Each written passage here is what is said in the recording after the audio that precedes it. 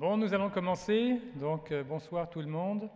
Bienvenue dans cette troisième partie de cette symposium « L'intelligence numérique au service de l'atténuation des changements climatiques ». Donc, mon nom est Olivier Bahn, directeur du GERAD, qui est un des co-organisateurs de ce symposium avec le CIROD et le RQEI.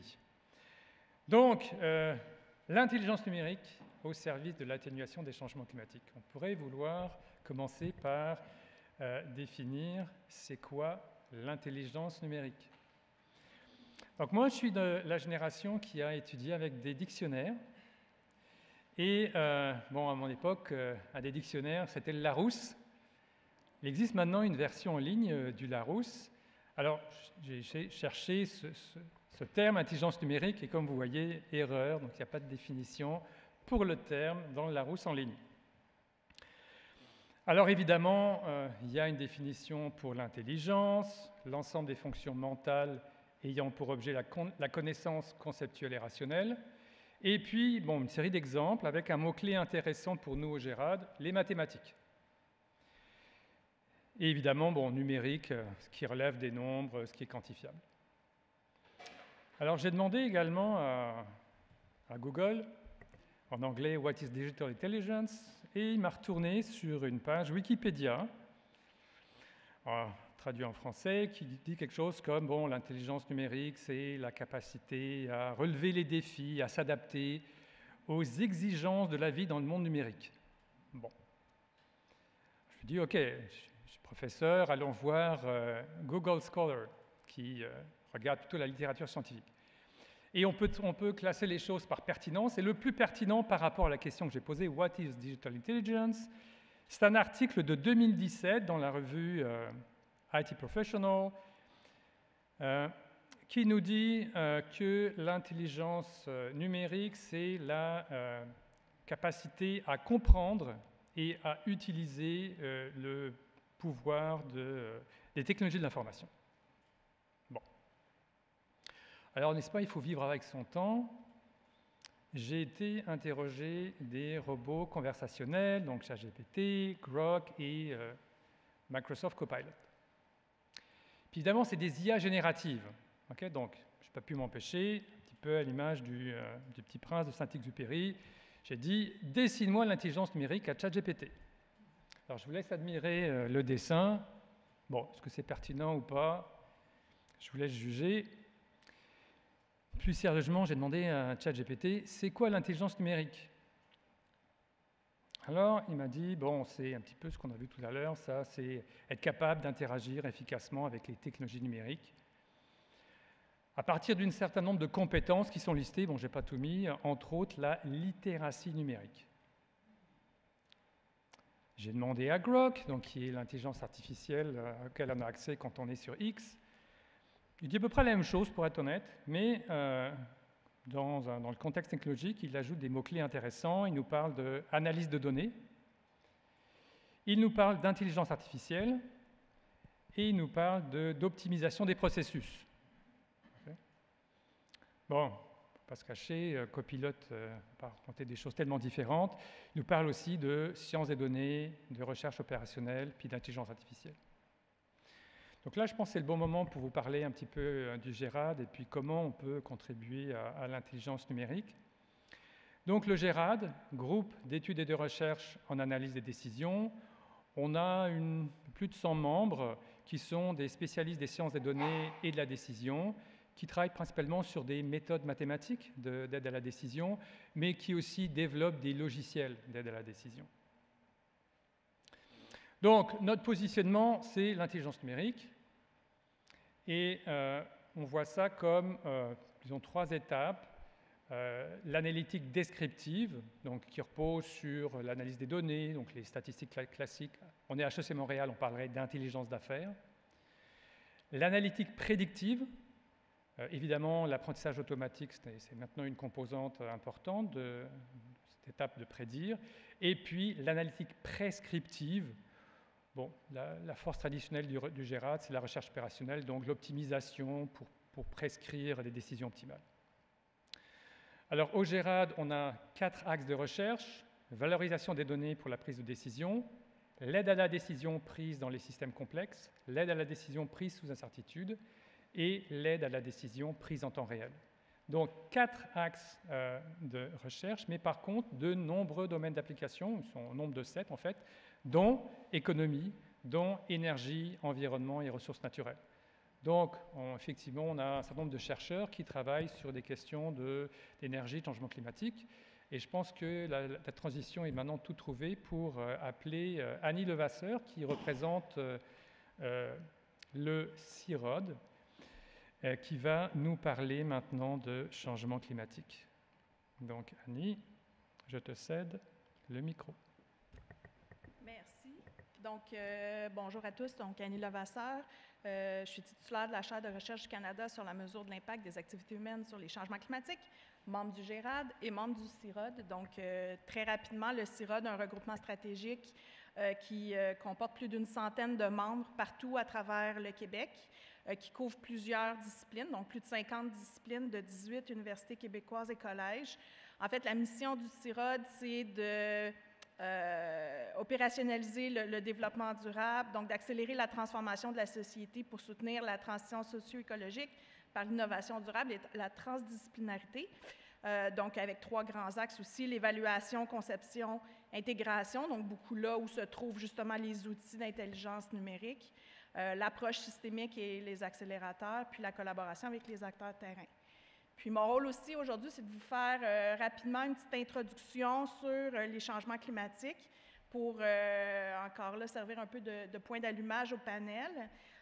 Donc malheureusement, on a fait un record cette année, en 2024, et peut-être que vous avez remarqué dans les médias que même toutes les agences qui font le suivi des températures ont fait volontairement une publication commune cette année pour marquer un peu l'imaginaire.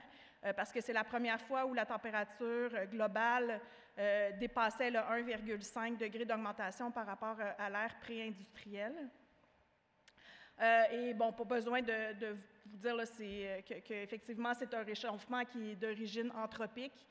Donc, comme vous voyez, si on simule uniquement les facteurs naturels, on aurait eu la courbe en bleu ici, donc quelque chose qui est relativement stable, les cycles climatiques étant très, très, très lents sur la Terre. Mais on voit qu'au cours des 100 dernières années et vraiment plus fortement, je dirais au cours des 75 dernières années, à cause des émissions de gaz à effet de serre principalement, on augmente de beaucoup la température sur la planète. Donc, on parle beaucoup de GES, gaz à effet de serre, parce que c'est ce qui cause la majorité du réchauffement d'origine anthropique, donc CO2, méthane, N2O, un certain nombre d'autres molécules lourdes et fabriquées par l'humain. On a aussi d'autres façons dont on affecte le climat avec nos activités. Donc, on peut passer au changement de l'albédo, quand on transforme des surfaces et qu'on fait plus ou moins réfléchir les rayons solaires, mais de façon générale quand même, toutes nos cibles, les cibles de politique au niveau des changements climatiques touchent beaucoup les gaz à effet de serre. Donc malheureusement, malgré le fait que ça, on commence à le savoir depuis quand même un certain nombre de décennies, les émissions sont en constante augmentation. Donc ça, c'est la courbe vraiment des émissions totales mondiales. Donc, vous voyez en 2020 l'effet de la pandémie quand on ralentit l'économie. Je pense qu'il y a une forte corrélation entre les émissions et le niveau d'activité économique, mais après, c'est pas long qu'on retourne à la normale. Bon, les principaux responsables, si on veut résumer la chose très, très simplement, c'est les combustibles fossiles, la déforestation massive, où on prend le carbone dans la végétation, on l'envoie à l'atmosphère sans lui permettre de revenir dans la végétation. C'est sûr qu'on a quelques émissions au niveau agriculture qui ne sont pas liées à la déforestation, comme l'épandage des engrais ou la fermentation entérique. Puis au niveau des déchets aussi. Puis au niveau des industries, certaines émissions de procédés, comme la réduction du fer dans l'acier ou la production de clinker pour le ciment. Mais de façon générale, on voit le secteur énergétique et tous les secteurs qui consomment cette énergie sont évidemment très fortement responsables de la situation. Donc, à quoi s'attendre un peu pour le futur? C'est ça qui était, ceux qui ont vu ma présentation ce matin, vous avez vu cette figure-là. Donc, le GIEC fait une forme de modélisation où on fait des scénarios de développement socio-économique. Donc, on pose des hypothèses si les politiques vont dans telle direction, si on se développe de telle façon, économiquement parlant. Qu'est-ce que ça va donner en termes d'émissions de CO2 et d'autres gaz à effet de serre? Et ensuite, on met ça dans nos modèles climatiques et qu'est-ce que ça va nous donner comme augmentation de température. Donc, ce que vous voyez à gauche, c'est les différents scénarios qui sont modélisés avec les émissions de gaz à effet de serre qui sont émis par ces différents scénarios-là. Et ce qu'on peut voir, c'est que pour rester sous les 1,5 et 2 degrés, qui sont le maximum, selon les scientifiques, sous lesquels il faudrait rester pour éviter des effets qui sont graves et irréversibles, c'est les deux courbes bleues, donc le scénario à 1,5 et le scénario à 2. Et comme on peut voir, ça demande des réductions drastiques de GES jusqu'à aller à la carboneutralité, autour de 2050 pour le scénario 1,5, un petit peu plus tard pour le scénario à 2. Et la courbe est aussi importante, donc on ne peut pas rester égal jusqu'en 2050 et tomber à zéro en 2050.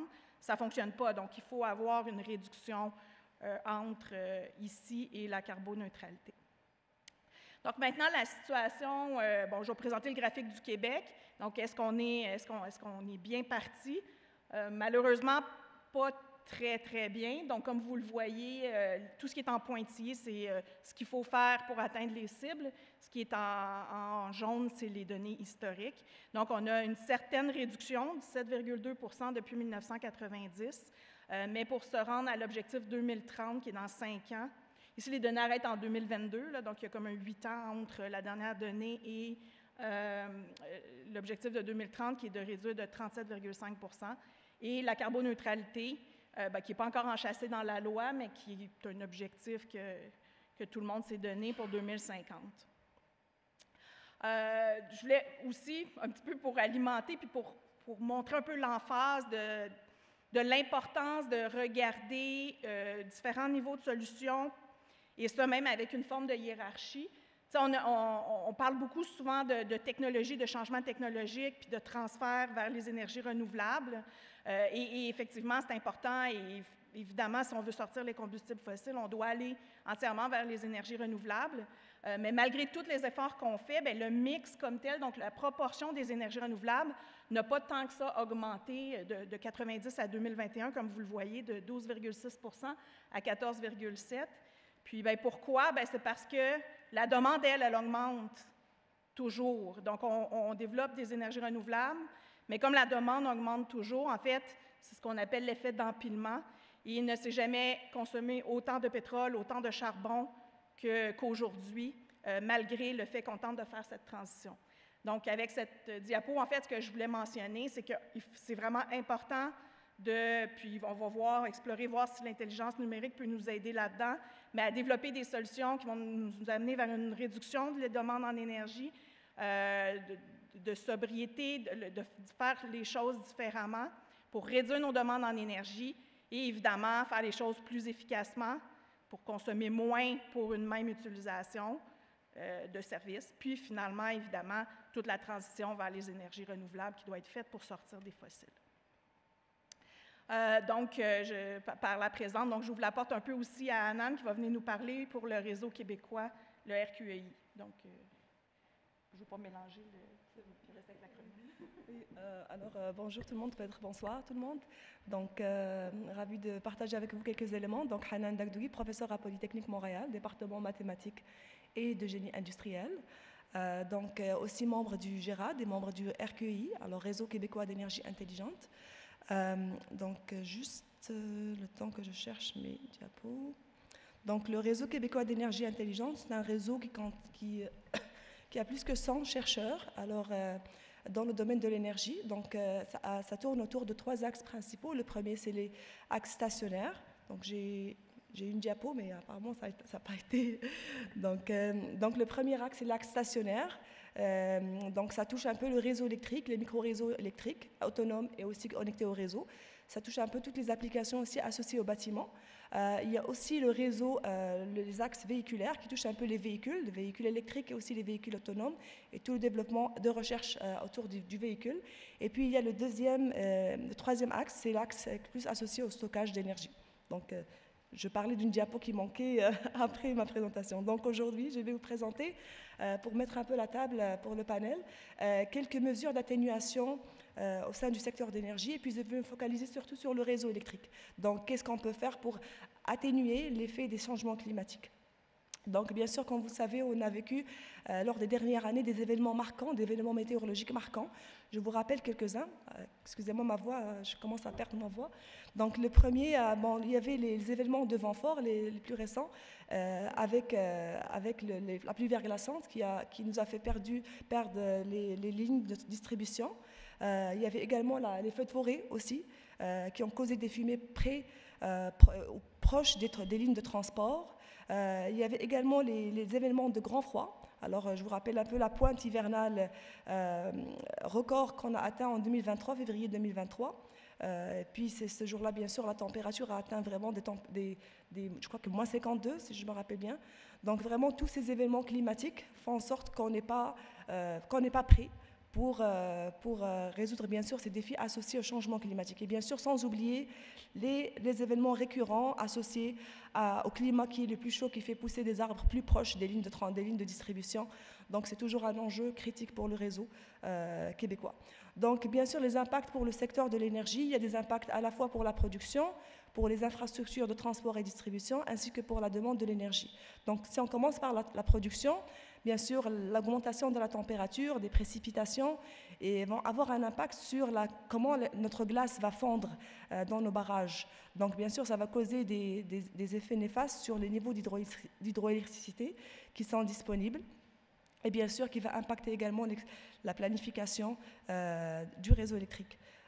Côté réseau de transport et distribution, bien sûr, les tempêtes, comme j'ai mentionné, tempêtes de verglas, les feux de forêt, les vents, les fortes pluies vont influencer, bien sûr, le réseau vis-à-vis du nombre de pannes, des fréquences, mais aussi de la durée des pannes aussi qu'on peut avoir, la gestion de la végétation, qui est un enjeu également critique pour le réseau.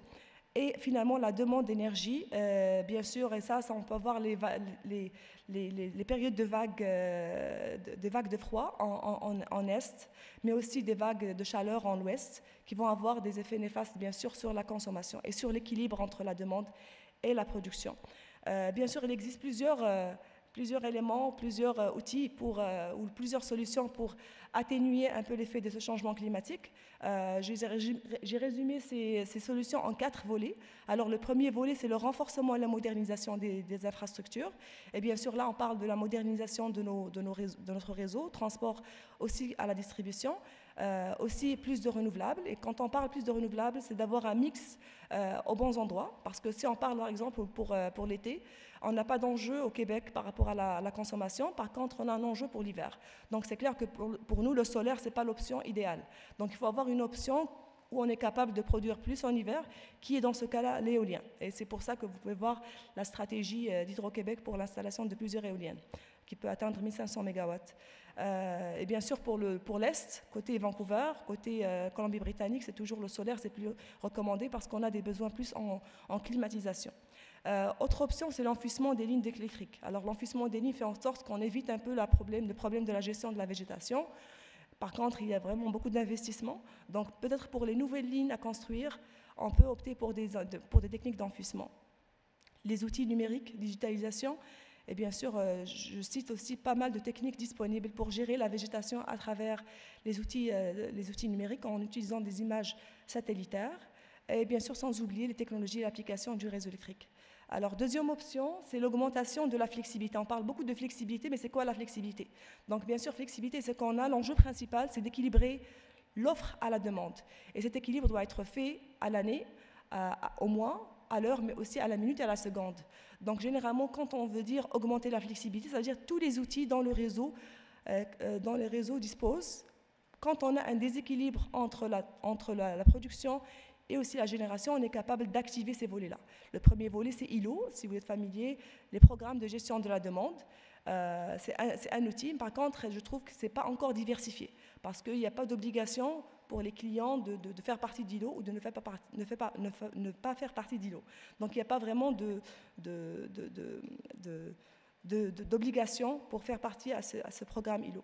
On est également capable de rajouter du stockage d'énergie. Et là, on parle du stockage court terme, exemple batterie, ou du stockage long terme, comme l'hydrogène. Donc, connecter l'hydrogène avec de l'éolien peut également être une solution vraiment idéale pour les pointes hivernales. Et bien sûr, sans oublier les projets moins individuels, mais plutôt les projets communautaires ou les projets au niveau municipal, parce que ça peut faire en sorte d'augmenter notre sentiment d'appartenance à une communauté et changer le comportement, parce que l'enjeu clé ici, c'est l'humain, et c'est le changement de comportement quand Hydro-Québec le souhaite. Donc, l'avant-dernier volet, c'est l'efficacité énergétique. Et bien sûr, l'efficacité énergétique, on parle un peu des bâtiments ici. Donc, les bâtiments, c'est bien sûr, le premier volet, c'est l'humain. Bien sûr, il faut débloquer la flexibilité à travers quoi? À travers l'éducation. Donc, il faut éduquer nos consommateurs à moins consommer l'énergie ou à mieux consommer l'énergie. Besoin aussi d'automatiser, parce qu'on parle aussi de modifier les comportements, mais ce sont des gestes humains que parfois l'humain oublie de faire. Donc, il faut automatiser les processus pour que ce soit vraiment automatique au niveau de tous les bâtiments du Québec. Bien sûr, avoir des bâtiments efficaces, interactifs avec le réseau, avoir plus d'offres tarifaires aussi dynamiques, mais tout au long de l'année, parce que là, ILO, on l'active en hiver. Après ça, on va oublier. Donc, c'est le muscle, en fin de compte, va vraiment être moins utile pour les gens qui sont vraiment pas trop énergie. Donc, il faut vraiment avoir des offres qui continuent tout au long de l'année et qui vont plus activer les consommateurs à changer leur comportement. Et bien sûr, sans oublier l'optimisation de notre performance opérationnelle. Et on parle bien sûr des industriels, des commerçants, de tout type de consommateurs, tous les secteurs de consommation. Finalement, le dernier volet, c'est l'électrification. Alors, l'électrification et aussi la décarbonation. Le volet clé ici, c'est l'électrification du transport, bien sûr, mais sans oublier l'électrification des bâtiments. Donc, pour l'électrification des transports, bien sûr, avoir des bornes de recharge aux bons endroits, avoir les bons niveaux de puissance, parce que là, on va installer des niveaux de puissance qui sont très élevés à des endroits où on n'a pas besoin. Donc, on augmente la congestion du réseau. Donc, c'est clair qu'il faut vraiment avoir un bon compromis entre les niveaux de puissance des bornes de recharge et l'emplacement de ces bornes. Et bien sûr, la politique de la flotte municipale et aussi de la flotte des transports en commun. Et je crois que c'est tout. Merci.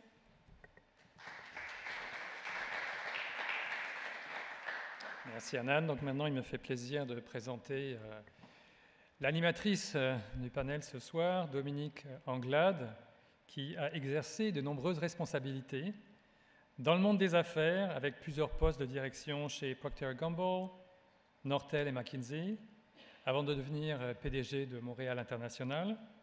En politique, chef de parti, député, ministre et vice-première ministre. Et maintenant, elle œuvre principalement dans le monde de l'éducation à titre de professeur associé et également co-leader à la direction de la transition durable à HEC Montréal. Donc je vous prie d'accueillir, mesdames et messieurs, Dominique Anglade, qui va animer le panel.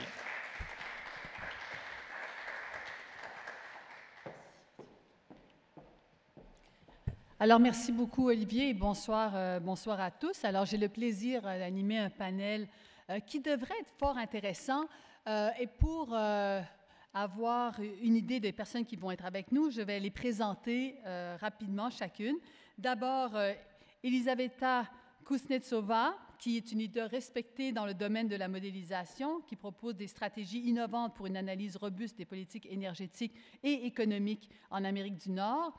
Elle est chef de la division chaîne de valeur de l'énergie à ESMIA et gère les activités de recherche de la division afin d'améliorer les modèles existants et de développer de nouvelles technologies. Son expertise a été déterminante dans les projets commandés par les gouvernements fédéraux et provinciaux, que ce soit de la Colombie-Britannique, du Québec ou de l'Ontario. Et ils utilisent les résultats de la modélisation pour informer les décideurs. Alors, bienvenue, Elisaveta. Je pense que je vais vous demander tous de monter avec nous, hein? Puis après ça, je vais vous présenter au fur et à mesure. Alors, accueillez-les, puis après ça, je vais terminer les présentations. Asseyez-vous. Alors, la personne qui vient de rentrer sur scène, c'est Jonathan Théoret, qui a dirigé le GRAN de 2008 à 2020. Il est diplômé en gestion, il est co-auteur du livre Énergie renouvelable, mythe et obstacles, et a été un intervenant régulier à la Régie de l'énergie du Québec. Il a également été gestionnaire et fondateur d'un bâtiment en copropriété, le regroupement de la Chine, et coordonnateur de nombreux projets de recherche, de verdissement et d'éducation relative à l'environnement. Et depuis 2020, M. Théoret, alors Jonathan, est chef de division transport, énergie et bâtiments au Bureau de la transition écologique et de la résilience de la Ville de Montréal. Et ce qui n'est pas écrit sur son CV, c'est qu'il est également conseiller municipal, un rôle qu'il apprécie grandement. Alors, merci à toi, Jonathan, d'être avec nous. Alors, à la droite de Jonathan, nous avons Pierre-Olivier Pinault, qui est professeur titulaire au département des sciences de la décision de HEC Montréal, titulaire de la chaire de gestion du secteur de l'énergie depuis décembre 2013 et spécialiste des politiques énergétiques. Pierre-Olivier a écrit un livre, L'équilibre énergétique, qui a gagné le prix Hubert Reeves 2024, qui récompense le meilleur ouvrage québécois de vulgarisation scientifique. Merci, Pierre-Olivier, d'être avec nous. Dernier, mais non le moindre, Hussein Suprême, qui est chercheur au sein de l'unité de contrôle et gestion des réseaux de l'Institut de recherche d'Hydro-Québec, plus connu sous le nom de l'IREC. Ses travaux de recherche et développement visent la conduite et l'optimisation des réseaux électriques de la production à la consommation. Son expertise couvre, entre autres, l'optimisation des systèmes électriques, la simulation, la conduite et la commande des réseaux électriques. Il est actuellement président du conseil d'administration de l'Île du Savoir, qui est un organisme qui est sans but lucratif et qui vise à encourager la relève créative des jeunes dans les domaines scientifiques et technologiques. Alors, voici le panel qui sera avec vous, chère audience, ce soir. Alors, merci d'être avec nous. Je vais prendre place.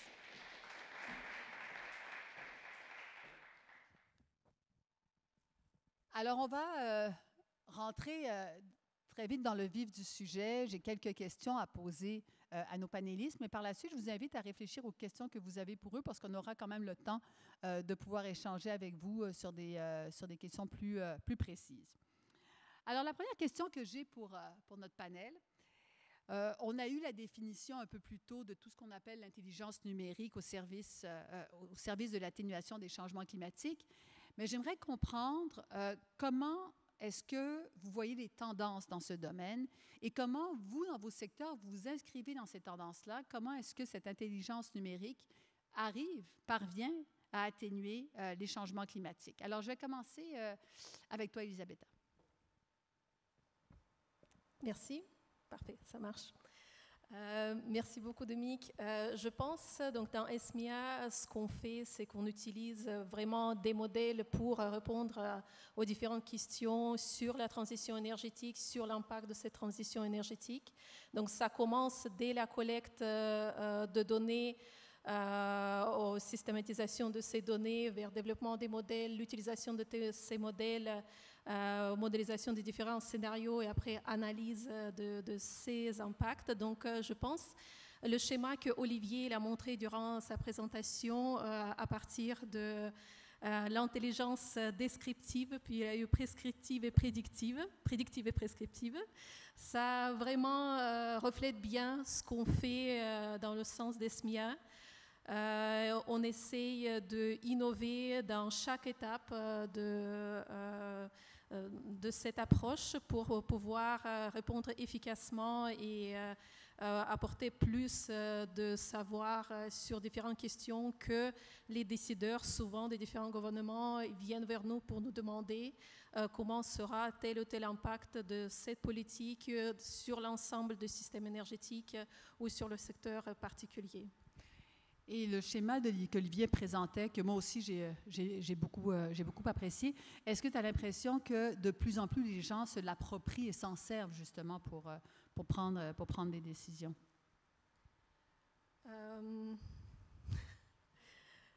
Est-ce que tu peux, s'il te plaît, juste reformuler un petit peu la question je ne suis pas sûre de... Ben, en fait, quand on parlait du graphe qui a été présenté par Olivier, est-ce que c'est quelque chose qui est que les gens s'approprient? Parce que tu disais, c'est exactement ce qu'on fait chez ESMIA. Oui. On poursuit cette logique-là. Est-ce que tu as l'impression que, de manière générale, il y a plus de personnes qui décident de suivre cette logique-là? Oui, ça, c'est une question intéressante. Dans notre domaine, je pense que c'est de plus en plus le cas. Les gens, ils se tournent vers les différentes approches, les différents modèles dans les différentes étapes pour intégrer cette intelligence numérique à partir de la collecte jusqu'à l'utilisation. Ouais. Je ne suis pas sûre que c'est toujours le cas de publics plus larges, par exemple. C'est vrai que ça devient de plus en plus le cas pour les décideurs, parce que leur niveau de connaissance des modèles et comment ils peuvent utiliser ces modèles pour répondre à leurs besoins, je pense qu'il augmente. Mais par contre, sur le public plus large, je pense qu'il manque toujours un petit peu plus d'efforts d'enseignement pour amener le public à comprendre le besoin d'utilisation de tous ces outils très complexes pour finalement répondre aux questions comme réduction d'émissions. Pourquoi on est obligé d'avoir utilisé tous ces modèles extrêmement lourds, gourmands en données pour finalement résoudre cette question-là. Je pense qu'il y a peut-être une petite passerelle qui peut manquer. Et on va revenir à la question du public et des citoyens un peu plus tard. Je vais m'adresser à toi, Pierre-Olivier. Comment l'intelligence numérique peut être mise au service de l'atténuation des changements climatiques? Comment tu vois cet élément-là? Je pense que ça permet de communiquer, d'optimiser. Je pense que c'est ça qui est important. Mais là, c'est parce que tu n'as plus suivi l'ordre des questions. Il fallait que je suive un ordre bien précis. Voilà. Non, mais... mais si on parle des tendances. Non, oui. Ça, c'est les tendances, absolument. Oui. Oui. C'était bien la première question. Oui, non, c'est ça. Non, je pense que dans les grandes tendances qu'on observe, c'est qu'il y a beaucoup de données qui sont de plus en plus disponibles, et que ça, c'est très important. La puissance de calcul est là, et aussi les algorithmes qui permettent des approches analytiques développées. Donc ça, c'est trois grandes tendances qui sont très positives, parce que surtout l'accès aux données et la capacité à valoriser les données, c'est là. Maintenant, comment ça peut être mis à profit pour l'atténuation des changements climatiques? C'est là où on sait comment ça peut être mis. Est-ce que c'est vraiment mis en place? Ça, c'est une autre question, mais c'est vraiment dans l'optimisation des processus et dans la recherche de la minimisation des impacts. Et il y a des grands progrès. C'est pas certain que ça soit toujours effectivement utilisé. Je pense qu'il faut malgré tout utiliser ces outils-là. Dans le travail que je fais, on fait de la modélisation pour justement explorer les scénarios, explorer ce qui peut se passer. Je vais aussi faire référence au graphique d'Olivier en disant, mais à la base, il y a tout un aspect descriptif qui n'est pas forcément maîtrisé. Alors, c'est pour ça que depuis une dizaine d'années, on publie l'état de l'énergie au Québec pour essayer de montrer à la population, à ceux qui veulent le savoir et aux décideurs, mais des choses très simples qu'on peut utiliser, qu'on peut encore appeler de l'intelligence numérique, parce que, mais c'est très descriptif, mais c'est parce que cet aspect-là descriptif, il faut le rendre accessible, et il n'est pas accessible dans la majorité des formats qu'on obtient. Si on vous donne une grande base de données, vous n'allez rien ressortir de cette base de données-là. Donc il faut réussir à l'illustrer, à la faire parler, à expliquer les choses, et puis évidemment il faut aller au-delà, et après s'assurer de pouvoir tirer des conclusions et éventuellement améliorer les décisions des décideurs. Mais donc, il y a des possibilités d'optimisation, il faut y croire. On y arrive dans certains cas, mais il faut vraiment essayer de les déployer à plus grande échelle.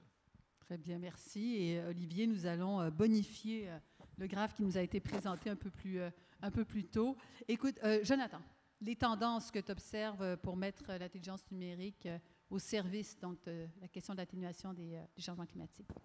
J'ai envie de faire un peu de pouce, aller plus loin sur ce que Pierre-Olivier vient de nommer, la notion de prendre la donnée, la présenter pour qu'elle devienne utile. Oui. Il faut la présenter aussi au bon moment dans un processus décisionnel. J'amène une tendance, parce qu'un des éléments qu'on a réalisé à la Ville de Montréal ça fait bientôt 5 ans que je suis à la Ville, il y a les inventaires des émissions de GES de la collectivité qui sont réalisés annuellement. Mais historiquement, ces inventaires-là sont réalisés avec 2-3 ans de décalage, c'est après les faits. Donc, évidemment, malheureusement, la courbe, elle monte pas mal tout le temps. Fait que cette tendance-là, on la voit sur à peu près tous les graphiques. Elle n'est pas nécessairement bien rose. Mais on se rend compte qu'on est capable de faire peut-être, d'accélérer ce processus-là. Et c'est ce qu'on a réalisé en prenant des données, des fois un peu plus imparfaites, mais parce qu'il est pertinent d'avoir la donnée plus rapidement, on va se permettre d'avoir des fois une donnée un peu plus imparfaite ou faire certaines approximations avec une méthodologie ajustée. Et au-delà de ça, dans un processus décisionnel, il faut se rendre en amont.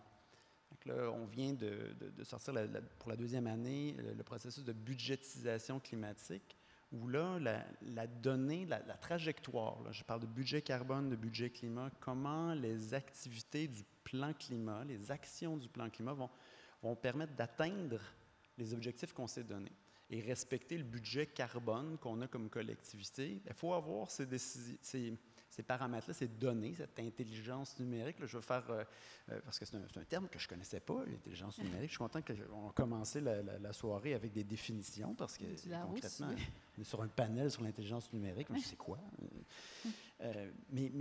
Donc, d'avoir cette information-là qui soit suffisamment digeste pour que le décideur, puis les décideurs à Montréal, c'est qui? C'est beaucoup de monde. Hein?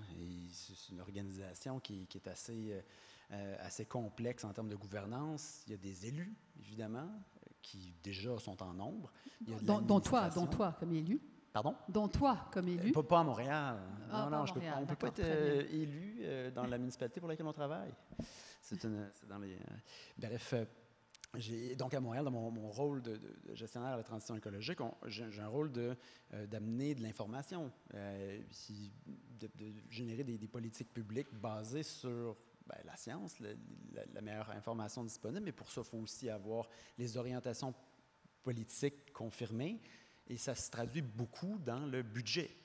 Donc là, on a maintenant un processus annuel de réédition où on vient placer l'information sur nos trajectoires carbone en amont des décisions budgétaires. Donc, il y a non seulement obtenir la donnée, la traiter, la partager au bon moment pour qu'on puisse avoir les bonnes décisions. Puis on a plusieurs autres outils, évidemment. Bon. Merci d'introduire la notion de temps aussi. Et là, je vais me retourner vers Hussein. Les tendances que tu vois sur toutes ces questions d'intelligence numérique pour l'atténuation des changements climatiques. Peut-être commenter aussi sur la question du temps et du moment auquel on doit les présenter, toutes ces données. Au-delà de l'aspect réglementaire des réseaux électriques, dans mon domaine d'expertise de simulation, de planification et de conduite de réseaux électriques, nous avons vraiment un milieu qui est vraiment basé sur des équations mathématiques, sur les lois de la physique que nous devons impérativement respecter. Donc, appliquer massivement les techniques d'intelligence artificielle, ça ne se fait pas de manière naturelle, disons, parce qu'il faut qu'on respecte avant tout les lois de la physique, il faut qu'on respecte comment les électrons se déplacent. Toutefois, l'IA peut être utilisée comme outil d'aide à la décision. C'est important, le mot d'outil d'aide à la décision, parce que ça ne vient pas remplacer l'humain, je parle encore une fois dans mon domaine d'expertise, mais ça vient nous aider dans plusieurs projets, dans plusieurs exercices que nous faisons. Donc, un des points dans lesquels on l'utilise, par exemple, Anna en a parlé tantôt, c'est au niveau de la gestion de la demande.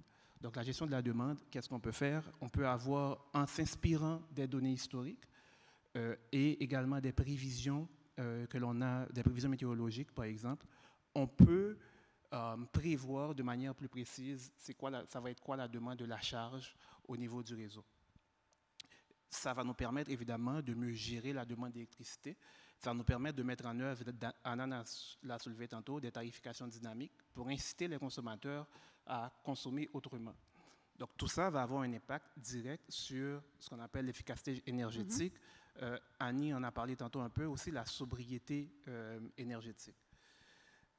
Évidemment, dans le cadre des projets sur lesquels je travaille, je développe, par exemple, en utilisant un peu l'intelligence artificielle, des techniques d'intelligence artificielle, pour voir comment on peut prédire la charge au niveau de plusieurs postes sur le réseau d'Hydro-Québec. J'ai des collègues, par exemple, qui ont réussi à prévoir aussi la demande à court terme et ça a permis d'améliorer d'aller chercher 100 MW à chaque heure pendant tout l'hiver sur le réseau.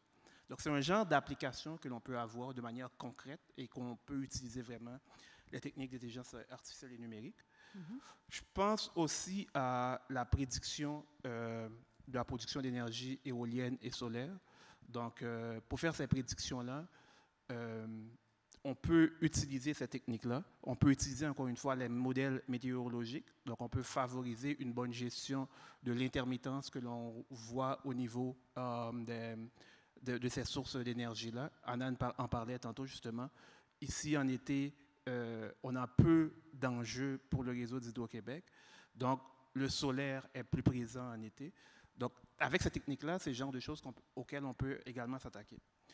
Le dernier point sur lequel je peux mentionner aussi les tendances où ça peut être utile, c'est au niveau de la maintenance prédictive. Donc, comment on peut arriver à analyser vraiment toutes les données que l'on a en temps réel pour pouvoir prédire des anomalies, prévoir des pannes sur le réseau. Et là encore, j'ai en tête un projet sur lequel des collègues à l'IREC, justement, travaillent, où ils développent un outil pour pouvoir aider les ingénieurs ou les techniciens qui s'en vont dans des espaces souterrains pour faire des réparations au niveau du réseau d'Hydro-Québec. Donc là, ils peuvent vraiment utiliser la thermographie et un peu le civil de l'environnement pour faire ces travaux-là. Donc, cela, évidemment, va occasionner des gains en capitaux, que ce soit au niveau d'une réduction non négligeable des coûts de maintenance et également une réduction des pannes. Donc, je dirais, dans mon domaine d'expertise, c'est pas mal de ces domaines-là que je vois vraiment une application concrète. Par contre, si on s'en va du côté de la simulation, du côté de la planification, du côté de la conduite de réseaux électriques, l'exploitation, le bon terme français, de l'exploitation des réseaux électriques, c'est plus problématique l'utilisation de cette technique-là. OK. Mais il y a quand même, merci d'avoir partagé des exemples très concrets avec nous de ce que ça peut faire aujourd'hui, puis de ce que ces tendances-là amènent avec des résultats concrets, tant d'un point de vue des pièges trébuchantes et sonnantes, mais la réduction de la consommation. On est dans un monde, alors c'est un euphémisme, mais on est dans un monde qui est, je vais dire, chaotique, incertain, en tout cas amène certainement beaucoup d'incertitudes présentement. La prochaine question que j'ai pour vous, c'est comment est-ce que le contexte géopolitique actuel, le contexte technologique actuel, qui amène justement ces incertitudes, a un impact sur la portée des outils que vous avez, que vous utilisez dans le quotidien. Puis je vais recommencer avec toi, Hussein, puis après ça, j'irai avec Pierre-Olivier.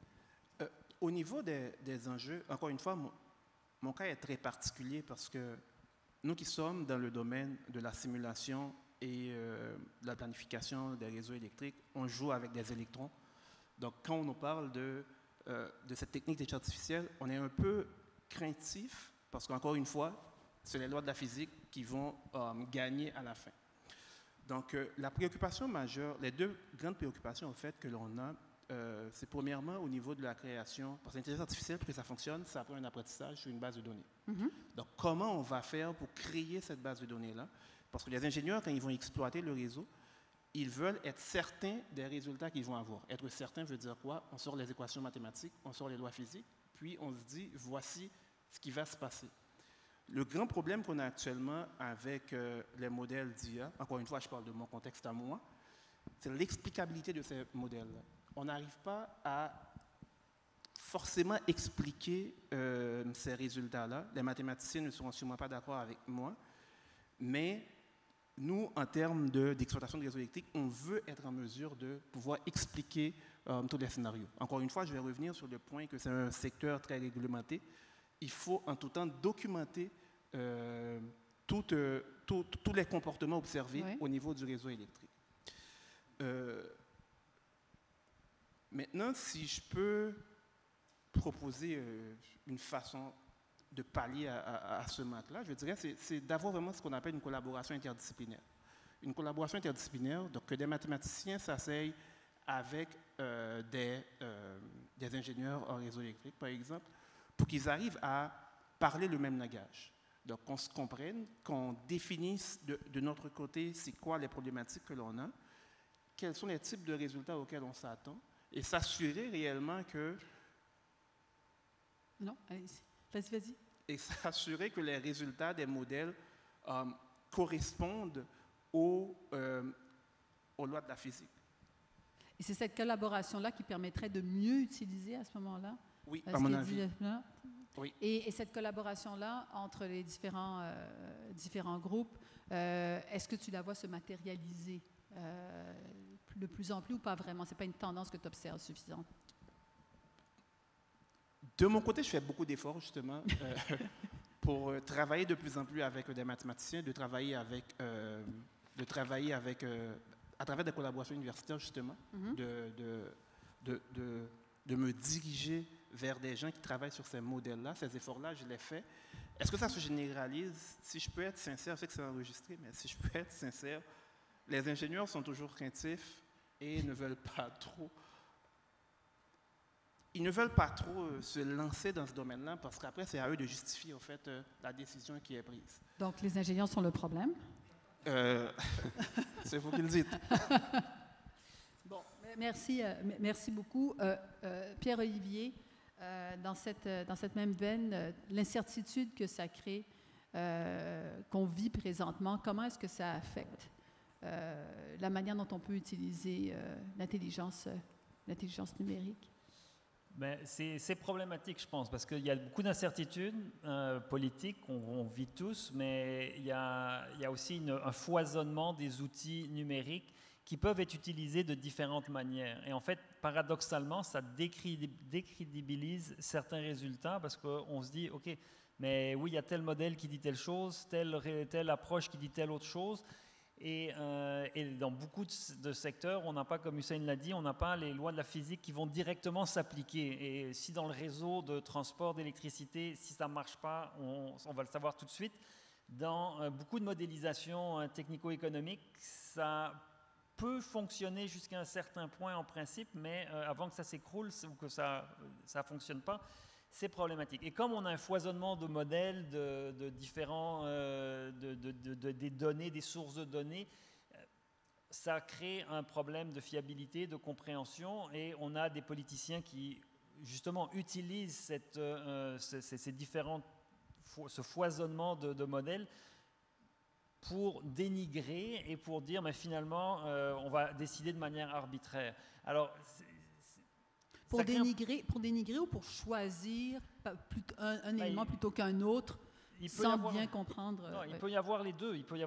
À vrai dire, j'ai plutôt l'impression que c'est plutôt pour dénigrer et dire, mais de toute façon, c'est arbitraire, alors autant que je décide de manière arbitraire, parce qu'en bout de ligne, c'est plus compliqué d'essayer de trouver le modèle qui va essayer de dire ce qu'on veut dire. Et donc c'est très difficile parce que de se dire mais comment utiliser les approches qui sont essentielles, parce que sur la gestion d'énormément de processus dans la société, on compte sur ces modèles-là, mais ultimement pour prendre les décisions fondamentales qu'on doit prendre, on devrait les prendre de manière éclairée, mais elles se prennent de manière moins éclairée parce que justement, il y a deux choses. On a l'impression qu'on peut choisir les modèles ou les données ou les sources pour dire ce qu'on veut dire, et de toute façon, souvent, on n'a pas les compétences, les décideurs n'ont pas forcément la fine compréhension de qu'est-ce qu'on peut vraiment faire dire à ces modèles-là, et alors on se rabat sur des intuitions, sur des choses générales, qui peuvent être très bien fondées dans beaucoup de cas, mais qui peuvent aussi ne pas être bien fondées du tout. Et alors je reviens un petit peu à la nécessité de faire beaucoup de pédagogie, d'utiliser, des modèles avancés, parce qu'on ne peut pas y échapper, parce que le monde est complexe, on arrive à maîtriser de plus en plus de véritables processus physiques, biologiques, informatiques, de manière très précise, mais il ne faut pas il faut essayer d'éviter le saut et qu'il y ait une asymétrie complète entre des personnes qui comprennent le fonctionnement et d'autres qui sont complètement perdus et qui vont aller dans toutes les directions. Et c'est pour ça que je reviens à justement dans l'intelligence numérique, à la statistique descriptive. Il faut être capable de décrire des éléments de base pour essayer de partager le plus possible avec du visuel, avec des graphiques, avec amener le plus de des données simples, parce que il faut quand même qu'il y ait une intuition, il faut qu'il y ait des principes qui soient communicables, qui puissent aller chercher le plus grand nombre pour pas qu'on les perde directement dès qu'on passe à l'étape supérieure. D'où l'importance de vulgariser, comme tu le fais Oui. si bien dans ton livre, Mais de c'est ramener tout le monde au même... essayer de ramener tout le monde, en fait, au même niveau de compréhension. Absolument. C'est l'objectif, c'est d'essayer d'amener le plus de monde, parce que sinon, on n'avancera pas. On ne peut pas avoir une élite qui avance sans essayer d'amener tout le monde derrière. Jonathan, un commentaire là-dessus par rapport à ces incertitudes de... Je ne sais pas sur quoi rebondir, il y a plein de choses. J'ai envie d'intervenir à plein de moments aussi. Puis on a un autre outil à Level-Montréal qui est le test climat. Le test climat. Le test climat qui est implanté pour dire que chacune des décisions municipales devrait respecter une cohérence avec nos cibles. Puis le test climat, c'est essentiellement, là, si on le met à la plus simple expression, c'est ce projet, cette décision, va-t-elle nous amener les réductions requises d'émissions de GES? Va-t-elle nous permettre de davantage s'adapter au changement climatique?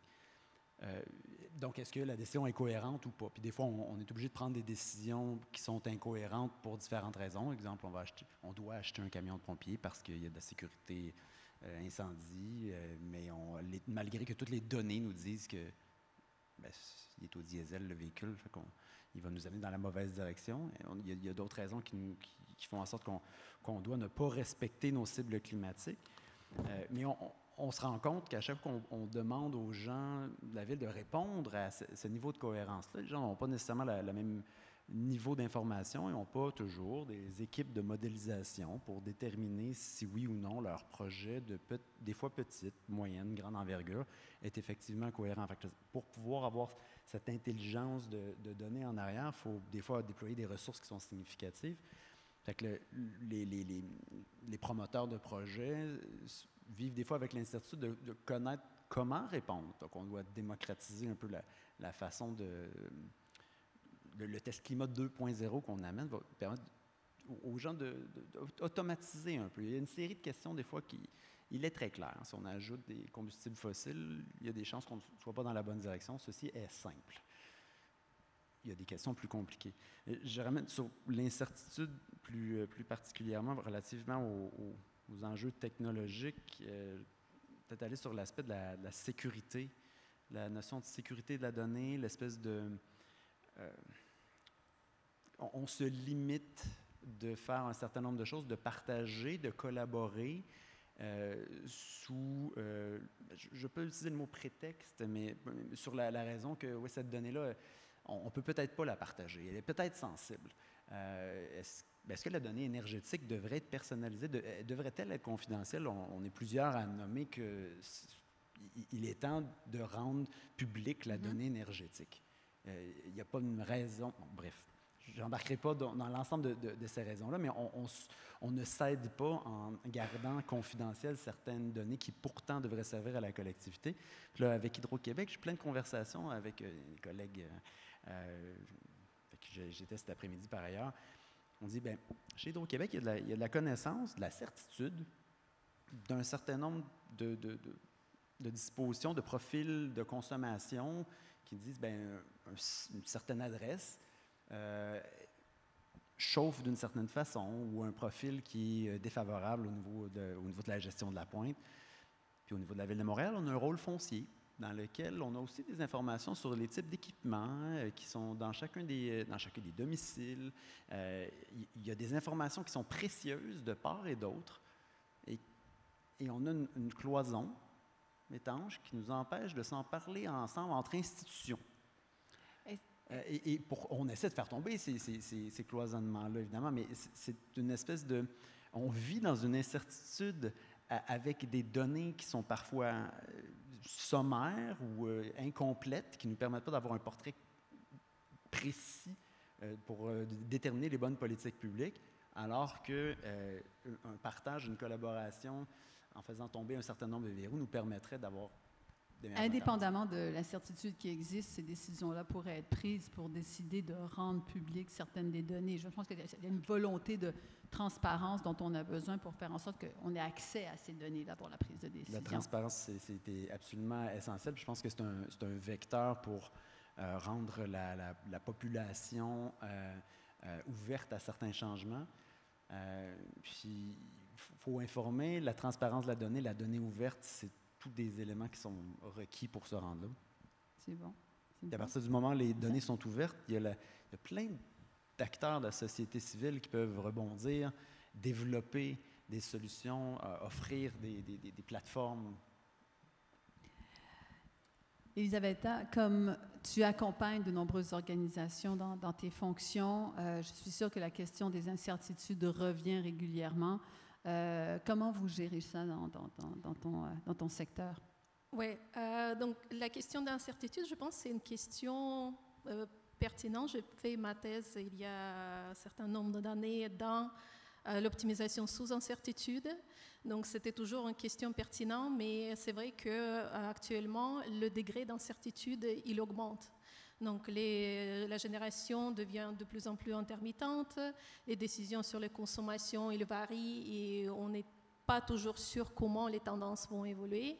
Donc, la problématique, il augmente. C'est vrai que l'idéal, on pouvait faire l'optimisation robuste ou stochastique, mais le problème, c'est que ce sont des concepts qui sont assez lourds. On ne pourrait pas tourner le modèle qui représente l'ensemble de l'économie sous d'incertitude de prix, d'incertitude de demande, l'incertitude de génération. On ne pourra pas résoudre un scénario, ça va durer éternellement.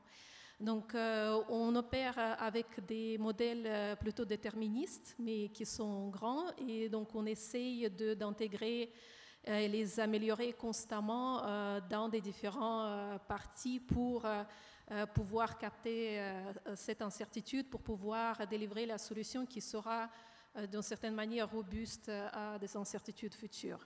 Donc, par exemple, si on parle de la demande et des incertitudes géopolitiques, comment la demande pour différents produits vont évoluer dans le futur, parce que l'utilisation d'énergie dans le futur va dépendre de la demande, par exemple, pour, je ne sais pas, l'aluminium, le béton. Pour produire tous ces produits-là, il faudra de l'énergie. Donc, ce qu'on peut faire, on n'est plus sur la prédiction de la demande qui se base sur les tendances passées, mais on intègre une partie d'incertitude, des choses qui nous permettent de capter cette variation, la probabilité, comment la demande dans le futur va évoluer. Et on pourrait utiliser, par exemple, les deux extrêmes cas, le pire des cas et le meilleur des cas pour faire le scénario, pour optimiser et voir comment la solution va changer. Si on parle, par exemple, d'incertitude technologique, ce qui est important, c'est aussi constamment mettre à jour des modèles et faire la veille technologique pour pouvoir capter et représenter ces technologies de rupture. Donc, j'ai un exemple de la technologie de pyrolyse qui est production de biochar, qui est en croissance ces dernières années et il prévoit une croissance phénoménale dans les prochaines années partout un petit peu dans le monde. Juste quelques mots sur la technologie, c'est le traitement plutôt de biomasse avec les températures très hautes, sans combustion. Du fait qu'on produit le biochar qui peut être par exemple utilisé dans l'agriculture ou dans la production automobile, par exemple dans les sièges. En même temps, ça produit le biogaz qui peut être upgradé pour devenir le gaz renouvelable et injecté dans le réseau de distribution. En même temps, on produit aussi le biofuel qui peut être mélangé avec le fuel lourd qu'on utilise dans les bateaux pour le transport maritime. Et en même temps, ça séquestre le carbone. Et ça, c'est une espèce de technologie miracle, comme on voit, il apparaît dans la solution. Le modèle, il l'aime bien parce que ça séquestre, ça produit des choses qui sont valorisables et c'est pas seulement juste une sortie, donc c'est plusieurs. Donc le modèle, il aime ce genre de technologie, ça choisit ça. C'est aussi compatible avec des politiques comme des gouvernements qui, par exemple, visent à promouvoir les biofuels dans les mélanges de diesel et gasoline parce que ça peut générer ce genre de choses. Donc, et c'est ça qui est important. Donc, on veille constamment sur les technologies. On essaie de les mettre à jour, pas chaque année, mais tous les mois, donc en fonction de nos projets, pour pouvoir capter cette espèce de transition. Et donc, malgré les incertitudes, ce que tu démontres aussi, c'est quand même les résultats concrets de choses qui avancent malgré le contexte. J'aimerais, je te relance tout de suite la question. On parle beaucoup d'incertitudes, mais qu'en est-il de nos certitudes? Il y a des choses qu'on sait qui nous permettent d'avancer également. Alors, lorsque tu regardes la question de ce qu'on sait, comment est-ce que ça influence les décisions que vous prenez? Quand je regardais cette question, je me demandais si on va parler plus de certitudes de point de vue des résultats qu'on voit ou des certitudes de point de vue de, par exemple, l'approche de modélisation qu'on utilise. Donc, je ne sais pas vers où on veut orienter. Peut-être d'abord l'approche de modélisation qui est utilisée. On va commencer par ça, mais après ça, je t'invite à commenter aussi. Si, Excellent. Ce qu'on voit ce dernier temps, et ce que ça confirme par des différentes universités de recherche, des différentes organisations, c'est qu'il n'y a pas de modèle miracle qui résout toutes les questions, qui répond à tout, qui dit ça c'est une stratégie qui coûtera le moins cher pour atteindre la neutralité carbone.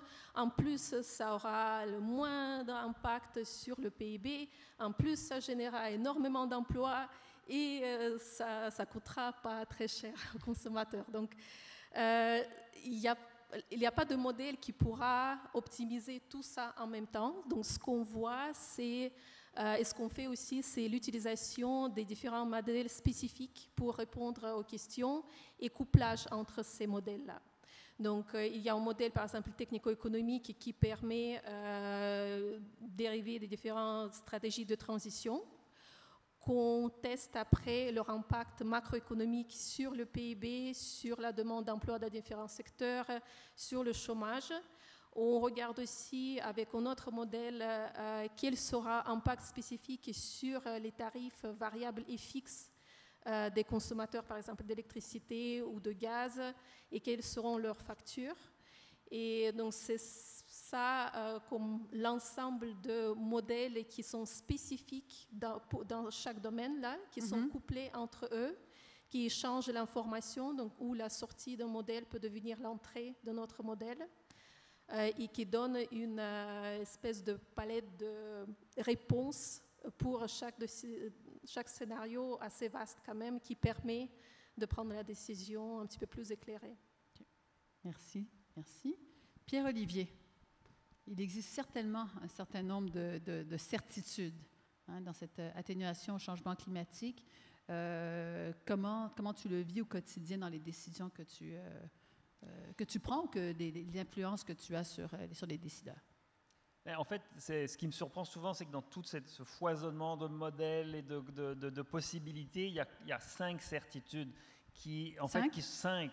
Donc, vous avez les 5 certitudes que vous aurez ce soir, qui sont en fait, et à chaque fois que je regarde justement des modèles, des éléments, je vous dis, OK, on aboutit à ça. Et que si on ne met pas de l'avant des actions pour aller vers ces 5 certitudes que je vais vous annoncer, eh bien, c'est parce qu'elles dérangent et elles nous obligeraient à changer. Et qu'en bout de ligne, le problème, ce n'est pas tant les modèles, c'est qu'on résiste à mettre en place. Donc ces 5 certitudes, c'est qu'on sait qu'il faut densifier l'utilisation du territoire. Il n'y a aucun modèle, qui nous dit non, s'étaler, habiter loin les uns des autres, c'est une bonne chose. Il faut densifier. La deuxième certitude, c'est qu'il faut des bâtiments qui soient performants. On sait que c'est bon d'investir dans des bâtiments performants. Juste avoir une feuille de papier pour nous protéger, ce n'est pas optimal. Il n'y a aucun modèle qui va dire que c'est sous-optimal. Troisième certitude, il faut faire de la mobilité durable. Il faut avoir, en densifiant, il faut pouvoir marcher, il faut pouvoir prendre le vélo, de transport en commun, et que c'est ça la certitude. Après, oui, on peut optimiser, on peut avoir du transport intelligent et mettre de l'intelligence davantage, mais à la base, il faut simplement pouvoir aller rapidement aux endroits où on veut aller, en marchant, à bicyclette ou en transport en commun. Quatrième certitude, dans l'alimentation pour les changements climatiques, il faut moins de protéines animales, il faut aller davantage vers de l'alimentation végétale.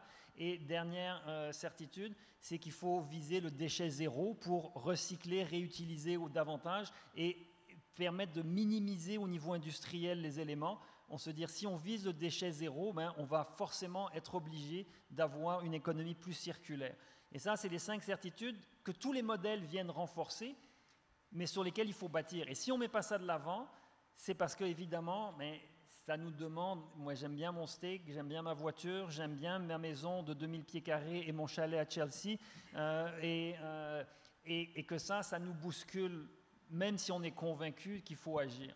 Et les modèles peuvent nous renforcer dans ces certitudes-là, mais à la base, c'est très simple.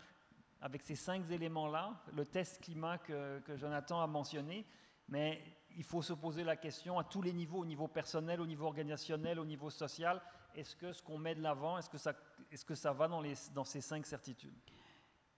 Et justement, les incertitudes font en sorte que ça permet aux gens qui ne veulent pas trop se concentrer sur des certitudes dont tu parles, d'aller parler de plein d'autres choses, alors qu'il y a des fondamentaux sur lesquels on a besoin de travailler. Jonathan, je te vois hocher de la tête. C'est des certitudes sur ce qu'il faut faire, parce qu'il y a des certitudes qui vont arriver, c'est-à-dire qu'il va faire plus chaud, il va y avoir davantage d'aléas climatiques, ils vont être plus fréquents, ils vont être plus intenses, il va y avoir davantage de tempêtes destructrices, il va y avoir davantage de tout ce qui nous fait paniquer, qui fait utiliser des mesures d'urgence. Et ça, il y a une certitude là-dessus, c'est démontré. Il n'y a pas de modèle qui remet en question. Bon, il y a des variations, mais concrètement, il faut qu'on s'adapte. Il y a une certitude aussi que le prix de l'énergie ne s'apprête pas de façon générale à baisser à la pointe.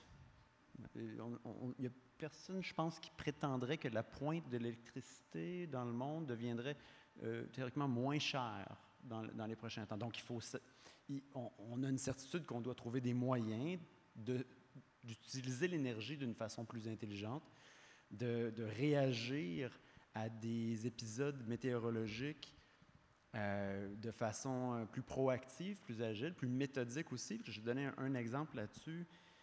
On a, au niveau de la Ville de Montréal, un système de gestion de l'eau qui est, au niveau de l'eau usée, une des plus grandes usines de traitement des eaux usées au monde. On a une facture, là je ne veux pas dire de bêtises, là, mais je pense qu'on est à 26 millions de dollars annuels d'électricité seulement pour le service de l'eau. Donc on a le traitement des eaux usées, on a les usines de filtration. D'abord, trouver avec certitude ces informations-là, compiler ce qui est attribuable à telle ou telle source, il y a un exercice qui est à faire. Mais sachant qu'il va y avoir des épisodes météorologiques plus intenses, parce que c'est une certitude, on peut utiliser des modèles prédictifs sur les prévisions météorologiques. Puis ça, c'est un domaine dans lequel l'intelligence artificielle est particulièrement performante pour prévoir à quel moment il va y avoir davantage de fonte des neiges, parce que ça va nous induire davantage de traitement des eaux usées. À quel moment on va avoir une période de GDP avec Hydro-Québec, là, de gestion de la demande en puissance, qui va faire en sorte qu'on devra utiliser d'autres moyens que notre électricité pour accomplir les mêmes besoins, pour pouvoir, par exemple, pomper de l'eau potable dans des réservoirs, ce qui est une demande énergétique assez intense. Bien, en utilisant des modèles prédictifs, en se servant de ces certitudes qui numériquement nous permettent d'aller un peu plus finement dans notre prévision, on peut économiser à la société des coûts énergétiques significatifs, puis on peut contribuer à l'effacement de la pointe ou au déplacement d'une consommation d'électricité. Donc, on peut utiliser cette certitude que des phénomènes climatiques, on va devoir les subir pour mettre en place plus rapidement certains outils, certaines mécaniques. Pour accélérer la prise de décision puis la mise en place bien qu'on doive être réactif à ces événements-là parce qu'on ne contrôle pas le moment précis, avec cette intelligence-là, on est capable de plus finement prévoir nos utilisations des différentes ressources. Super. Merci. Hussein, les ingénieurs adorent la certitude. Oui. Alors, comment est-ce que ça se manifeste, ces certitudes-là, dans les prises de décision en lien avec les changements climatiques? Je vais revenir justement, en parlant de certitude, justement. Je parlais tantôt de... Premièrement, je pense qu'il faudrait mieux analyser en temps réel les différentes données météorologiques dont nous disposons. Donc, ça va évidemment faciliter les décisions qui seront prises. Je vais revenir encore une fois avec les ingénieurs. Et l'outil dont je parlais tantôt, que des collègues ont développé à Hydro-Québec, là, basé sur l'IA, qui a permis en moyenne de prévoir en moyenne 100 MW, jusqu'à 100 MW par heure pendant l'hiver. Les anciennes méthodes, on les utilisait également en parallèle, puis on essayait de comparer pour voir qu'est-ce que ça va donner, ces résultats de recherche-là. Puis, avec le fil du temps, on s'est rendu compte que, oui, c'est performant. Donc, moi, ce que je retiens dans cette expérience-là, oui, les ingénieurs sont exigeants, mais si on continue à investir dans ce type d'analyse-là, on peut avoir des résultats intéressants. Et je pourrais aussi pousser pour une analyse également des tendances climatiques à long terme, qui vont également faciliter les décisions de planification et d'investissement. Je pense, on parle beaucoup de projets d'éoliennes, par exemple. Donc, ces éoliennes-là, il va falloir les placer à des endroits physiques. Donc, comment, justement, l'intelligence numérique peut nous aider à bien étudier l'emplacement de ces différents parcs éoliens. Tantôt, Annie nous a présenté un graphique en lien avec l'énergie, comment on l'utilise de 90, puis l'autre année de référence, je ne me rappelle plus, c'est 2020, en tout cas dans ces eaux-là. Donc, ce qu'on a remarqué, c'est que ça n'a pas vraiment beaucoup bougé. Donc, là où je pense également, au niveau des certitudes, là, on se donne un objectif ambitieux d'ici 2050 d'atteindre la carboneutralité. Pour atteindre cette carboneutralité-là, justement, c'est comment on peut utiliser l'intelligence numérique pour pouvoir optimiser notre système énergétique, utiliser les ressources, utiliser toutes les ressources dont nous disposons de manière vraiment, de la meilleure des manières.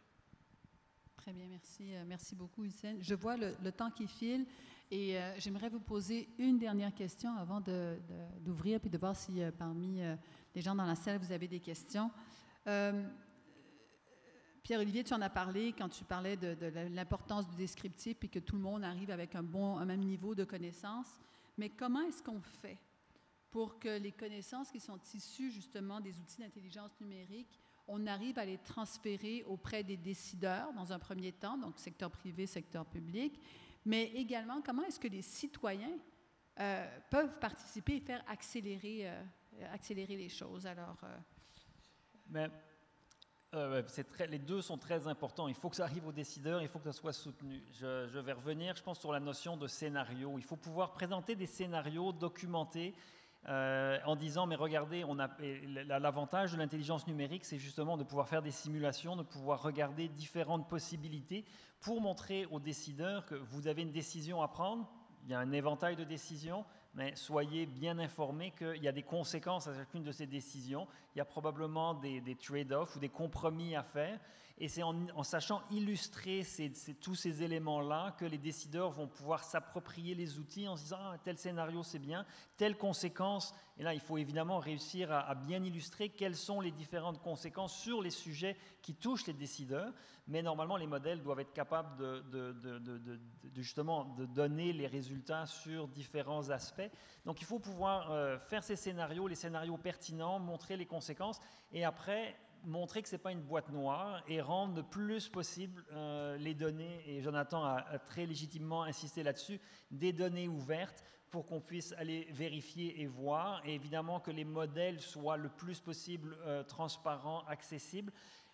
Évidemment, tout le monde n'ira pas jouer là-dedans, mais il faut que ceux qui veuillent aller jouer dedans, regarder, ouvrir la boîte noire, y aillent et puissent comprendre.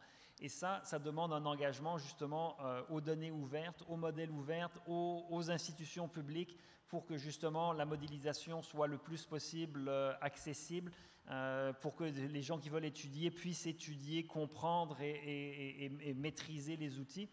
Donc, il faut bâtir une confiance collective dans ces institutions de la connaissance et qui bâtissent l'intelligence numérique. Alors, transparence des données et scénarios qui nous permettraient de faire ça. Elisabetta? Je pense qu'on voit ces dernières années, c'est que les décideurs, ils deviennent quand même de mieux en mieux accompagnés. Dans les équipes, souvent, maintenant, il y a des experts en économie, en énergie qui ont la possibilité d'interpréter et aussi aider la compréhension des résultats aux équipes internes. Parfois, il y a les comités techniques invités, ce qui aide aussi beaucoup parce qu'eux, ils permettent de challenger des résultats, de challenger des hypothèses. Et ça aussi, ça permet non seulement d'améliorer la compréhension des décideurs, mais aussi d'améliorer nos modèles à nous. Les décideurs ont la tendance maintenant à s'approprier les modèles. Ça veut dire que les projets ils viennent non seulement pour faire les analyses de certains scénarios politiques, de certaines conditions, mais ils veulent faire ça et en plus avoir un modèle qui est fait pour eux. Donc ça peut être un modèle sur la base de nos modèles existants ou un modèle complètement customisé. Donc ce sont des décideurs quand même qui sont prêts à... Déjà, on voit qu'ils veulent essayer, commencer à l'utiliser, même qu'on sait c'est difficile, ça n'arrive pas d'un premier coup. On a des sessions d'entraînement pour les équipes, on reste connecté, mais cette volonté, je pense, d'approprier le modèle, c'est déjà un bon signe. On voit aussi que la demande pour des rapports plus large public et vulgarisés, ça augmente. Donc, parfois, on fait des rapports techniques vraiment détaillés sur l'interprétation des résultats, les hypothèses, etc. Mais on peut faire aussi des rapports simplifiés. Et c'est pas beaucoup, mais ça vient. Donc, c'est aussi quelque chose que les décideurs... je pense que c'est une bonne chose de mettre à disposition ce rapport en ligne pour éduquer le public, le rapport qui est téléchargeable, qui peuvent éclairer sur certaines décisions. Les comités de consultation qu'ils organisent avec la population, donc ça on n'est pas vraiment impliqué, mais on sait que ça se passe. Il y a certaines décisions sur comment on modélise ça ou ça, peuvent peut-être venir de ces discussions. Donc, je pense qu'il y a l'ensemble de choses qui se passent. Une tendance, elle est quand même bonne, peut-être pas suffisamment pour attendre cette décroissance d'émissions qu'on a vues sur les graphiques, mais on est optimiste. Alors, merci de cet optimisme. Est-ce que c'est un optimisme qui est partagé par Hussein et Jonathan quand on regarde ce que on est capable de transférer comme connaissance aux décideurs? Ou est-ce que vous êtes plutôt optimiste par rapport à ça? Si je prends les exemples d'Elisabetta, je vois qu'il y a un effort de sensibilisation et de vulgarisation qui est vraiment fait au niveau des décideurs. Mais moi, j'aimerais plus me projeter parce que ce que je me dis, c'est que l'intelligence numérique fera de plus en plus partie de nos vies. Donc, je pense aussi qu'il y a un problème qu'on devrait aussi aborder la question de l'éducation de nos jeunes. Donc, que les jeunes arrivent à développer de plus en plus un esprit critique, donc être capable de traiter de l'information, être capable sans comprendre toutes les mathématiques derrière l'intelligence artificielle ou l'intelligence numérique, mais être capable de lire un rapport simplifié, comme tu en parlais tantôt, Elisabetta, et en ressortir l'essentiel. Donc, je pense qu'au niveau des jeunes, l'éducation est vraiment importante. C'est ce volet-là que j'ajouterai par rapport aux commentaires déjà entendus. Merci de le mentionner, de revenir aux fondamentaux de ce qui est enseigné. Puis l'importance, et je vais le dire, l'importance des sciences aussi pour nos jeunes, l'importance des sciences pour les filles, parce qu'on voit moins de femmes qui s'intéressent à ces questions-là dans les dernières années, ce qui est aussi préoccupant. Donc, j'en profite pour le mentionner également. Jonathan?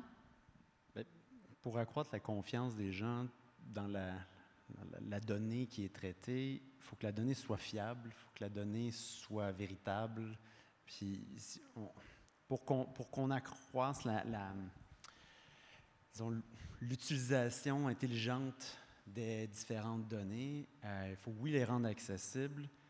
Il faut que les citoyens les réclament d'une certaine façon. Il y a une espèce de droit à la donnée. Là. Il y a des combats politiques sur les données de santé individuelle. C'est vif actuellement. Il y a des têtes ministérielles qui tombent sur des dossiers de traitement de dossiers informatiques significatifs, puis avec des dépassements. Je fais un drôle de parallèle peut-être, mais si les gens n'ont pas confiance dans comment informatiquement les données sont traitées par les institutions, on a des problèmes à, ensuite de ça, rendre acceptable. Je parlais de démocratiser la donnée énergétique. Il faut que ce soit un traitement qui est bien fait par les différentes institutions. Mais les citoyens peuvent réclamer de la transparence. Puis c'est à travers les données ouvertes, je pense qu'on peut accélérer les prises de décision parce que la pression va venir avec ça. Démocratiser, déconfidentialiser certaines données. Je pense que puis le renforcement des institutions aussi, cela dit aussi. Dans ce que tu tiens comme propos, c'est aussi le renforcement de nos institutions qui ont besoin d'avoir la crédibilité pour... renforcement, collaboration davantage. En quelque part, je le nommais tout à l'heure, entre Hydro-Québec, la ville, mais avec le gouvernement du Québec, il y a une série de données ou avec le milieu institutionnel pour lequel... des fois, on peut être plus enclin à signer des engagements de confidentialité avec différentes organisations dans le cadre d'un contrat, alors qu'entre institutions, et voire même avec le milieu universitaire, des fois, il y a des complexités qui arrivent. Je pense qu'il faut à la fois être sage, être prudent avec l'utilisation des données, mais choisir qu'est-ce qui est une donnée qui doit effectivement être protégée. Versus une autre qui pour le bien public doit être ouverte. Merci. Merci. J'ai envie de me tourner vers vous et de vous demander si vous avez des questions pour nos panélistes. Vous avez eu un bon 50 minutes pour vous réchauffer. Moi, j'ai une question pour la salle. Ah, on va faire inverse. On va innover. Jonathan, question. En venant ici aujourd'hui, je me suis dit, mais je viens partager quelques éléments. J'aime pas ça que ça soit unidirectionnel. J'ai besoin d'être nourri, savoir qu'est-ce que les gens trouvent que la ville devrait faire d'un point de vue de l'intelligence numérique. Qu'est-ce qui manque? Est-ce qu'il y a une donnée qui est incomplète? C'est quoi les attentes? J'ai envie de dire, c'est le temps de lobbyer des gens, OK. Alors, vous avez également une question à laquelle répondre. Qui se lance pour une première question à nos panélistes? Allons-y. Peut-être vous présenter puis nous dire à qui s'adresse la question.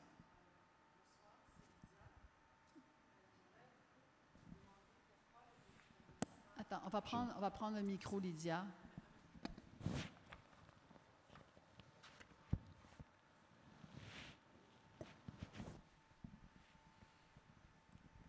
Merci.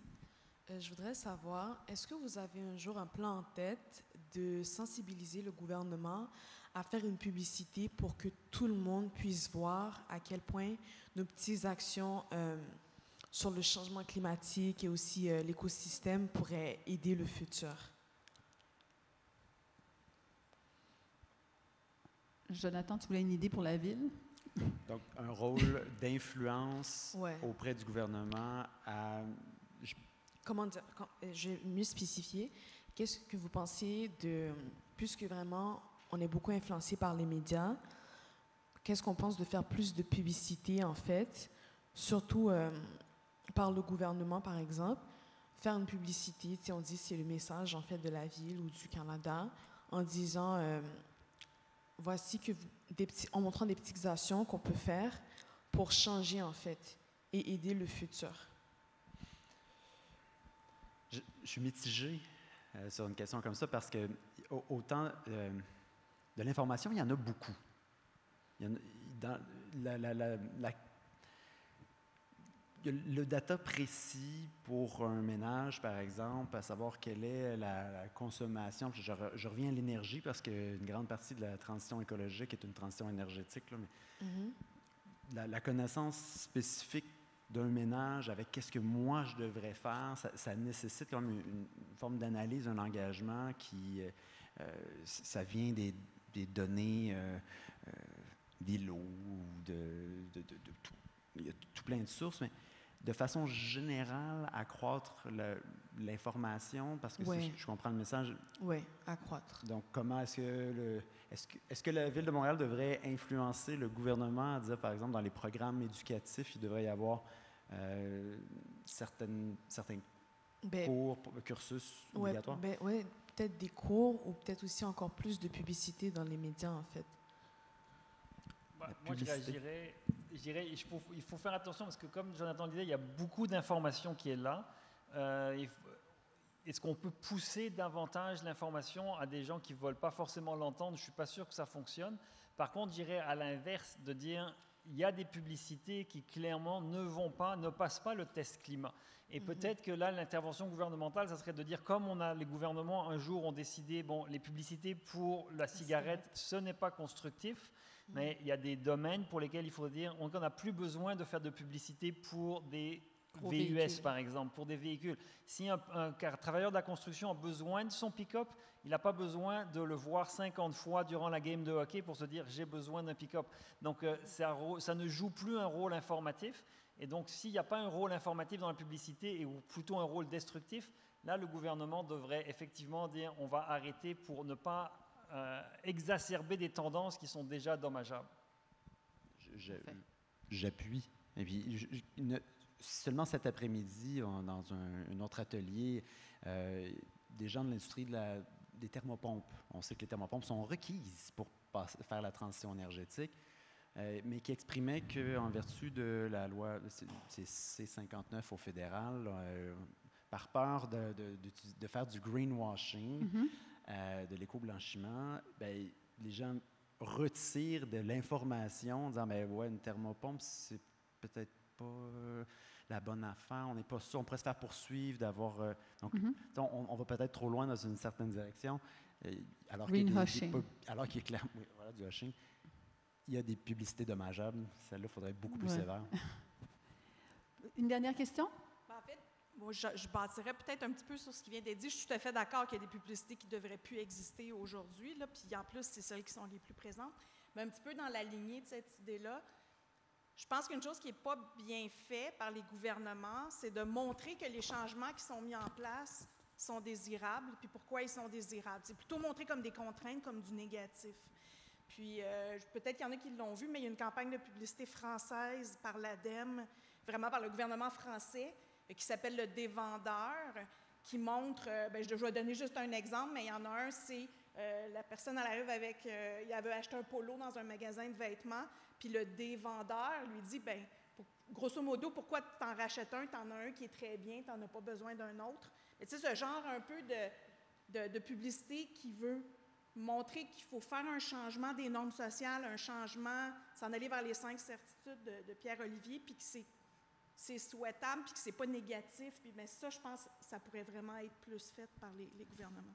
Puis j'ajouterais également que c'est démontré en termes de communication. Aujourd'hui, on a besoin de peindre les avantages de tous les compromis qu'on fait, parce qu'on peint beaucoup les contraintes de manière très négative par rapport à ce qu'on vit, versus montrer les avantages d'un point de vue santé. Tous les co-bénéfices, exactement. Tous les co-bénéfices que les gens ne perçoivent pas. J'ai vu une dernière question en arrière.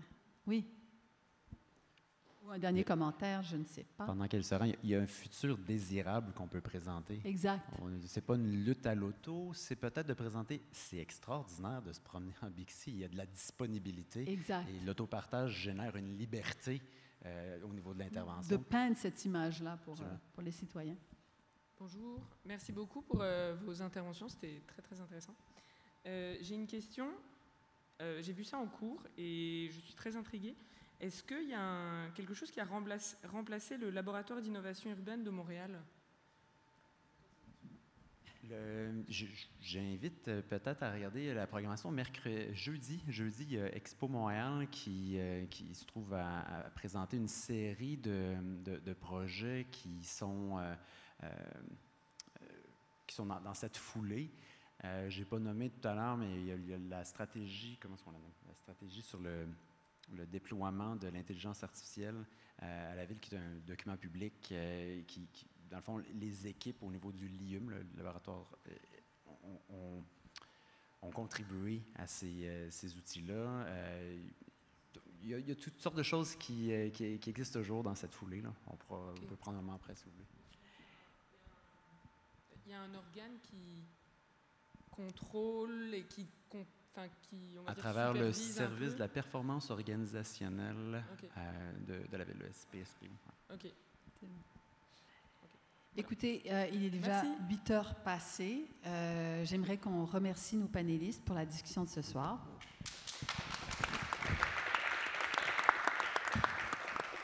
Et s'il y a d'autres questions, ils seront tranquillement disponibles alors qu'ils vont descendre de la scène. Merci beaucoup. Merci beaucoup à vous de votre présence.